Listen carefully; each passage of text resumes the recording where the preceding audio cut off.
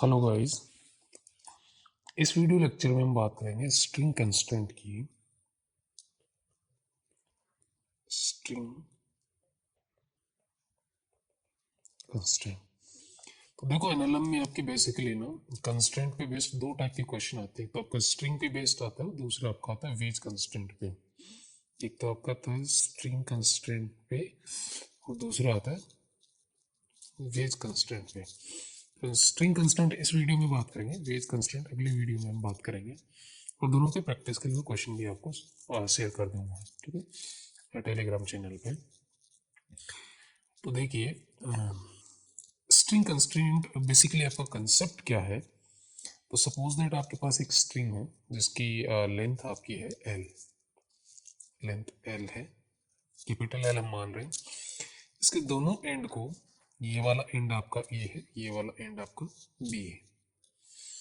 And ए की net velocity जो है, एंड ए की net velocity we A vector है। और किधर है, ये जो डायग्राम में शो की गई है उधर ही आपकी नेट वेलोसिटी है वी ए वेक्टर। और बी एंड की जो नेट वेलोसिटी है that is V B vector. V B vector है, इस स्ट्रिंग को अगर आगे बढ़ा दे तो ये वाला आपका एंगल बनता है थीटा 2। ये ऊपर की तरफ भी हो सकता है। अब देखो एक चीज मैंने यहाँ पे ली है, वी ए वेक्टर और वी बी वेक्टर। जो वी ए वेक्टर है वो स्ट्रिंग के साथ एंगल थीटा 1 बना रहा है, और वी बी वेक्टर जो है वो स्ट्रिंग को आगे बढ़ाने पर जो लाइन बनती है उसके साथ एंगल बना रहा है। ऐसा हमने क्यों लिया है ये मैं भी एक्सप्लेन करूंगा इसमें। अब स्ट्रिंग कंस्ट्रेंट ये कहता है कि जो स्ट्रिंग की लेंथ है, लेंथ ऑफ द स्ट्रिंग, बस सिंपल सी बात है, लेंथ ऑफ द स्ट्रिंग ये आपकी कांस्टेंट रहेगी। यही आपका स्ट्रिंग कंस्टेंट है। इसको अप्लाई कैसे करेंगे मैथमेटिकली वो सब हम देखेंगे। Length of the string constant रहेगी और साथ में एक कंडीशन और है, it will not slack,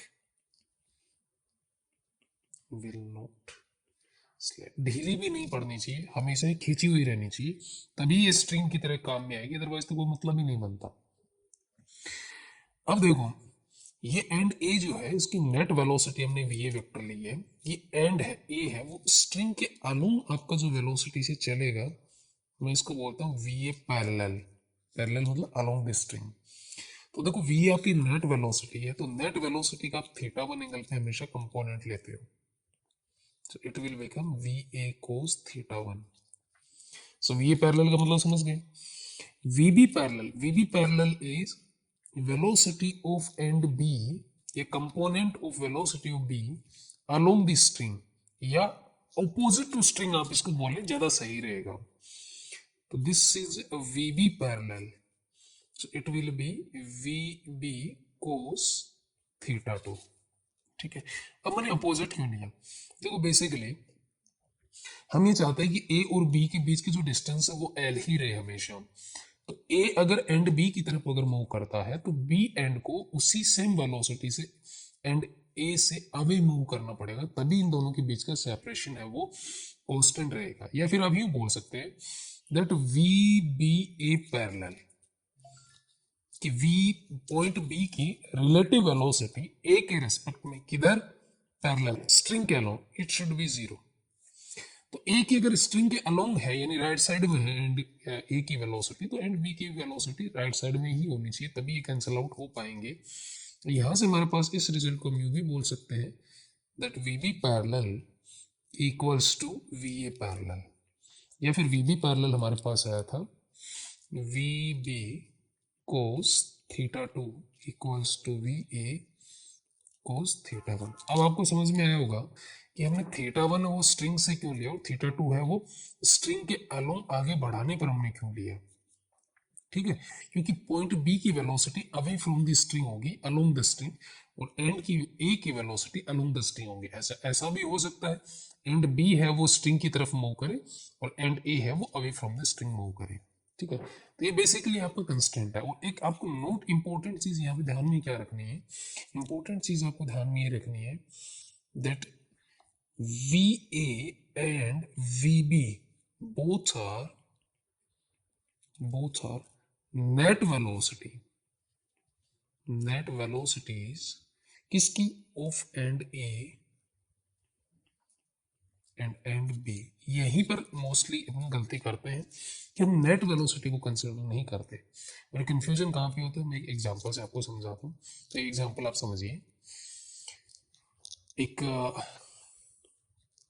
block है आपका, एक ब्लॉक है जिसको हमने ओरिजोनटल फ्लोर पे रखा हुआ है, यूं समझ लीजिए। एक ब्लॉक है, इसका मास m मान लीजिए। एक पुली है यहाँ पे, और इस पुली से आपका ई ब्लॉक है, वो यूं कुछ यूं इस तरीके से रोप है, और वो रोप है वो आगे दूसरे ब्लॉक से लटकी हुई है, जुड़ी हुई है। और दूसरा ब्लॉक जो है, इसको कुछ और नाम दे देते हैं, दैट इज कैपिटल एम, या फिर इसको ई बोल दीजिए, इस वाले ब्लॉक को आप बी बोल दीजिए। पुली जो है वो फिक्स्ड है आपकी, मूव नहीं कर रही है।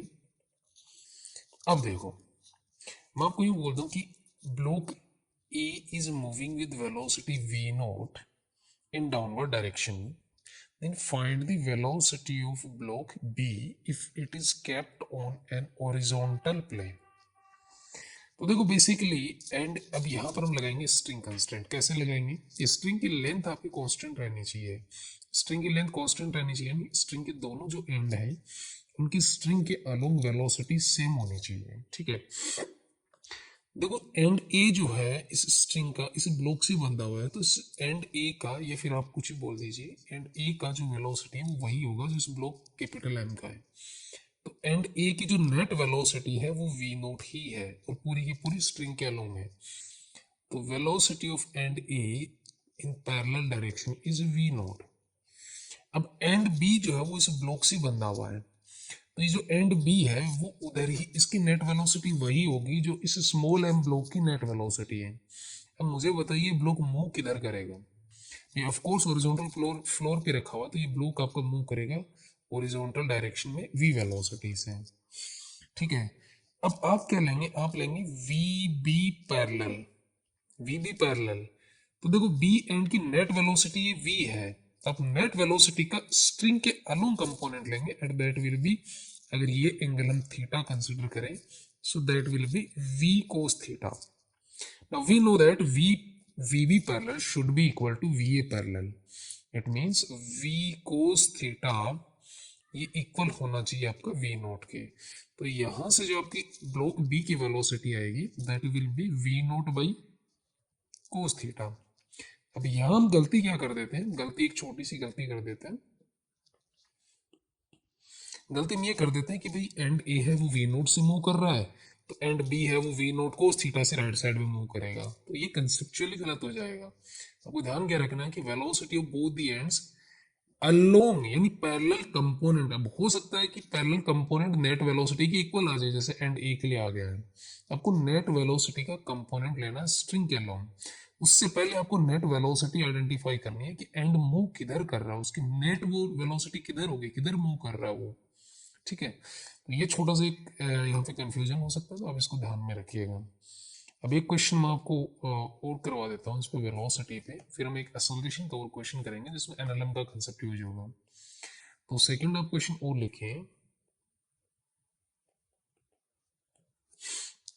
एक अगेन एक पुली है और ये वाली फिक्स्ड है, ये पुली आपकी फिक्स्ड है, एक वर्टिकल या ओरिजेंटल कुछ भी आप वॉल मान लीजिए, इस वॉल से फिक्स्ड है। इस पुली से इस बार दो ब्लॉक रखे और दोनों ब्लॉक इस बार आपके ओरिजेंटल सरफेस पे मूव कर रहे हैं। दोनों ब्लॉक हैं वो ओरिजेंटल सरफेस पे मूव कर सकते हैं। इसका मास मैं m1 बोल देता हूँ, और दूसरा जो ब्लॉक है आपका वो भी इधर रखा हुआ है, और इस वाले ब्लॉक का जो मास है आपका दैट इज m2, m2, ठीक है। दोनों आपके हॉरिजॉन्टल फ्लोर पे रखे हुए हैं, ये वाला भी और ये वाला भी।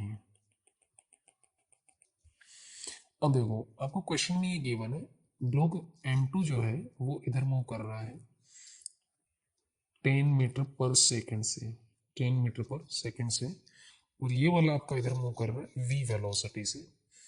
क्वेश्चन ये फाइंड v, और एक डाटा और गिवन आपको, ये वाला एंगल दे रखा है आपको 37 डिग्री, और ये वाला एंगल दे रखा है आपको 53 डिग्री। अब देखो अगेन स्ट्रिंग से बंधे हैं तो आप स्ट्रिंग कंस्टेंट ही लगाएंगे, दोनों एंड की वेलोसिटी आपको दे रखी है। तो देखो M1 ब्लॉक से जो आपका एंड बंधा हुआ है उसको मैं एंड ए बोल देता हूँ, M2 से जो बंधा हुआ है इसको मैं बी बोल देता हूँ। एंड ए की नेट वेलोसिटी v है, क्योंकि एंड ए है वो M1 से बंधा हुआ, M1 की नेट वेलोसिटी है वो v है राइट साइड में, तो ए एंड ए की भी नेट वेलोसिटी v है, तो नेट वेलोसिटी एंड ए की आ गई। तो अच्छा वी ए पैरेलल कितनी हो जाएगी, तो नेट वेलोसिटी का कंपोनेंट ले लीजिए, तो वी ए पैरेलल आपकी हो जाएगी v इंटू कोस 37 डिग्री। ठीक है, अब एक चीज आप देखना, वी ए पैरेलल है वो स्ट्रिंग के अलोंग है, इसका मतलब वी बी पैरेलल स्ट्रिंग से दूर होना चाहिए। तो देखिए एंड बी की नेट वेलोसिटी आपकी कितनी होगी 10 मीटर पर सेकेंड राइट साइड में, क्योंकि ये ब्लॉक से बंधा ब्लॉक की वेलोसिटी 10 मीटर पर सेकेंड है।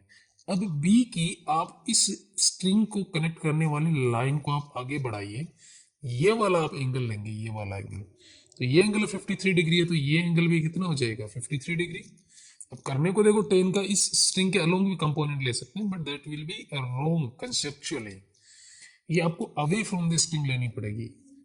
तो एंड बी की नेट वेलोसिटी आपकी 10 मीटर पर सेकंड है, 10 मीटर पर सेकंड का आप कंपोनेंट लेंगे नेट का स्ट्रिंग के away from the string and along the string, ठीक है, उसके स्ट्रिंग को कनेक्ट करने वाली लाइन के along, so that will B 10 cos 53, और इसको आप क्या बोलोगे, इसको आप बोलोगे वी बी पैरेलल, ये हो जाएगा। Now by constraint we know that VA parallel it should be equal to VB parallel, और ये कहां से आपका, ये है स्ट्रिंग कंस्ट्रेंट से, स्ट्रिंग कंस्ट्रेंट से। तो ये बेटा जी आपका cos 37 degree equals to 10 cos 53 degree, इनकी वैल्यू आप पुट कर दीजिए, ये है V cos 37 होता है आपका 4/5 इक्वल्स टू 10 इंटू कोस 53 होता है आपका 3/5, तो 5 से 5 आपका कट गया, यहाँ से v बराबर कितना आ जाएगा 30/4, या फिर आप इसको लिख सकते हैं 15/2 मीटर पर second. This is velocity of block M1। ठीक है, अब देखो ये सिंपल कंस्टेंट था, अब इस कंस्टेंट को हम NLM की जो इक्वेशन है न्यूटन्स लॉज ऑफ मोशन जो है सेकंड लॉ है, सेकंड लॉ बेसिकली क्या है आपका summation F equals to M into A, summation F vector equals to M into A vector, उसके साथ कनेक्ट करके हम एक क्वेश्चन करते हैं। ठीक है, एक क्वेश्चन आप और लिख लीजिए, एक क्वेश्चन आप और लिखिए एनएलएम की इक्वेशन के साथ। तो देखो स्टार्टिंग में जो हमने क्वेश्चन लिया था वैसा हम लेते हैं, अगेन एक पुली है आपकी, इस पुली से, ये पुली आपकी फिक्स है, ये पुली आपकी फिक्स है, और इस पुली से हमने एक ब्लॉक को बांध रखा है, और ब्लॉक का मास दे रखा है आपको 2m, ये एंगल दे रखा है आपको थीटा, और दूसरा जो एंड है इससे हमने एक ब्लॉक को लटका रखा है, और इस ब्लॉक का मास है आपका स्मॉल है। ठीक है, 2m को हमने हॉरिजॉन्टल फ्लोर पे रखा हुआ है, एंड टी की थीटा जो है, theta is less than 30 degree, ये आप मुझे बताना उन्हें 30 डिग्री से लेस क्यों लिया है इसको। तो आपको दोनों का एक्सेलरेशन बताना है, फाइंड एक्सेलरेशन ऑफ, इसको मैं बोल देता हूँ आपका ब्लॉक पी, इसको मैं बोल देता हूँ block Q, find acceleration of P and Q. तो देखो इसको समझना, पहले तो आप ये समझिए कि स्ट्रिंग कंस्ट्रेंट का जो वेलोसिटी वाला कंसेप्ट था कि velocity along the string should be same, what about the acceleration of the both the ends. तो देखो बेटा जी वो सेम चीज वेलोसिटी वाले है आपकी, इसके लिए भी एप्लीकेबल हो जाएगी एक्सेलरेशन के लिए भी। कैसे, जैसे ये वाला एंड अगेन आपका ए है, ये वाला एंड आपका बी है, इसका एक्सेलरेशन आपका ए है नेट एक्सेलरेशन, इसका नेट एक्सेलरेशन आपका ए बी है, ये वाला एंगल आपका θ1 है और ये वाला एंगल θ2 है। ए पैरेलल आपका कितना हो जाएगा, it will be again A cos θ1, और ए बी पैरेलल आपका कितना हो जाएगा, A B cos theta two. अगर ये दोनों इक्वल नहीं हुए तो अगले ही इंस्टेंट पे V A parallel will not be equal to V B parallel, क्योंकि दोनों का स्ट्रिंग के अलोंग एक्सेलरेशन सेम रहेगा, तभी दोनों की velocity along the string same रहेगी। अदरवाइज इस पॉइंट पर तो ये स्ट्रिंग कंस्टेंट लग जाएगा अगर ये दोनों इक्वल नहीं हुए तो, पर जस्ट अगले ही मोमेंट पर ये स्ट्रिंग कंस्टेंट नहीं लग पाएगा। तो हम तो बात करते हैं over the period the time, मतलब आने वाले मोमेंट पर भी आपका ये वाला स्ट्रिंग टॉट ही रहे, समझ रहे हैं? तो आपको एक्सेलरेशन की अलोंग द स्ट्रिंग सेम ही करना पड़ेगा, और सेम कंसेप्ट हम जाएंगे रोटेशन में लगाएंगे, ठीक है। अब आते हैं इस क्वेश्चन पे। तो इस क्वेश्चन में आप पहले तो नेट एक्सेलरेशन फाइंड करिए कि नेट किधर होगा। तो देखो स्मॉल एम जाएगा आपका नीचे, तो स्मॉल एम का एक्सेलरेशन हो जाएगा नीचे की तरफ ए, या ए नोट आप बोल दीजिए। 2m किधर जाएगा, 2m जाएगा राइट साइड में, जैसे स्ट्रिंग खींचेगी राइट साइड में मूव करेगा, इसका एक्सेलरेशन हो जाएगा ए, ठीक है। तो देखो एक तो बाई स्ट्रिंग कंस्ट्रेंट ये वाले एंड को मैं बोल देता हूँ बी, ये वाले एंड को मैं बोल देता हूँ A. So A parallel should be equal to A B parallel. तो ए पैरेलल कितना भाई, ए का नेट एक्सेलरेशन ही आपका ए नोट है, तो ए पैरेलल कितना हो जाएगा, ए नोट हो जाएगा, और equals to A B parallel, A B parallel कितना हो जाएगा। देखो बी का नेट एक्सेलरेशन आपका ए है, तो इसका आप कंपोनेंट लेंगे इसके लिए, that will be A cos theta. तो A nought equals to A cos theta. एक इक्वेशन आ गई स्ट्रिंग कंस्टेंट से, और इस इक्वेशन की जरूरत देखो क्यों पड़ेगी। देखो आप यहाँ पर क्या लगाएंगे, समेशन एफ बराबर एम ए। तो समेशन एफ बराबर एम ए लगाने के लिए आप दोनों का एबीडी बनाइए। तो स्मॉल एम का जब आप एबीडी बनाएंगे, स्मॉल एम जिसको हमने ब्लॉक पी मान रखा है, तो स्मॉल एम पर आप लगने वाले फोर्सेस शो करिए। स्मॉल एम पर लगने वाले फोर्सेस, पहला आपका वेट होता है, फील्ड फोर्स होता है वेट, दूसरा आपका टेंशन, और कोई फोर्स नहीं है अगर हम इस स्ट्रिंग में टेंशन टी माने तो, ठीक है। तो अब इक्वेशन ये लिखेंगे समेशन एफ बराबर M into A. Summation F किधर लेंगे, जिधर इसका नेट एक्सेलरेशन है, नेट एक्सेलरेशन आपने माना इसका नीचे की तरफ, तो इक्वेशन बनेगी M G minus T equals to M A naught, equation number 1, ठीक है। दो वेरिएबल आपके टी और ए नोट। अब आते हैं 2m में। 2m की अगर हम बात करें तो 2m का आप एफबीडी बनाइए। तो 2m पर लगने वाले फोर्सेस, तो पहला फोर्स तो आप इस पर फील्ड फोर्स शो करेंगे, that is M G, M G. दूसरे किस किस के कांटेक्ट में, एक तो स्ट्रिंग के कांटेक्ट में, तो स्ट्रिंग इस पर टेंशन फोर्स लगाएगी आपकी टी, थीटा एंगल पे। बट ये टी ना एक्स में है ना वाई में है, तो आप इसके कंपोनेंट करेंगे टी कोस थीटा और टी साइन थीटा। जब आपका फोर्स ना एक्स में होता है ना वाई में होता है, उसको आप ब्रेक कर लीजिए। तीसरा फोर्स आपका तीसरा ये इस फ्लोर के कांटेक्ट में है, तो फ्लोर भी एक नॉर्मल फोर्स लगाएगा एन। अब इसका नेट एक्सेलरेशन आपका राइट साइड में, और वो कितना है ए। वाई डायरेक्शन में देखो इसका कोई एक्सेलरेशन नहीं है, तो आपका समेशन एफ वाई बराबर हो जाएगा 0। तो समेशन एफ वाई अगर आप 0 करोगे तो आपके पास एक एक्स्ट्रा वेरिएबल आ जाएगा, दैट इज एम। तो हम क्यों करें जब हमें पूछा ही नहीं है तो, और तो फिर भी आप करना चाहो तो आप कर सकते हो, ऊपर की तरफ एन प्लस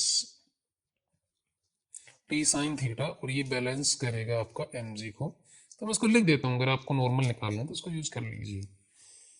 दूसरा आप देखो एक्स डायरेक्शन में लगाएंगे, तो आप ये लगाएंगे summation F X equals to M A X. X direction में net force equals to mass into X direction में एक्सेलरेशन। अब एक्स डायरेक्शन में इसके पास एक ही फोर्स है, that is T cos theta. So T cos theta equals to mass है 2m into acceleration A. This is equation number 2। अब आपको ए और ए नोट निकालना, तो एक तो इक्वेशन आप ये देखिए और एक ये देखिए, इसमें कितने वेरिएबल है, एक तो आपका टी वेरिएबल है, एक ए नोट वेरिएबल है, और एक ए वेरिएबल है। अब इसको कैलकुलेट नहीं कर पाएंगे, तो इसको इवेलुएट करने के लिए आप थर्ड कंस्टेंट यूज करेंगे। और कंस्टेंट क्या आपका A nought equals to A cos theta.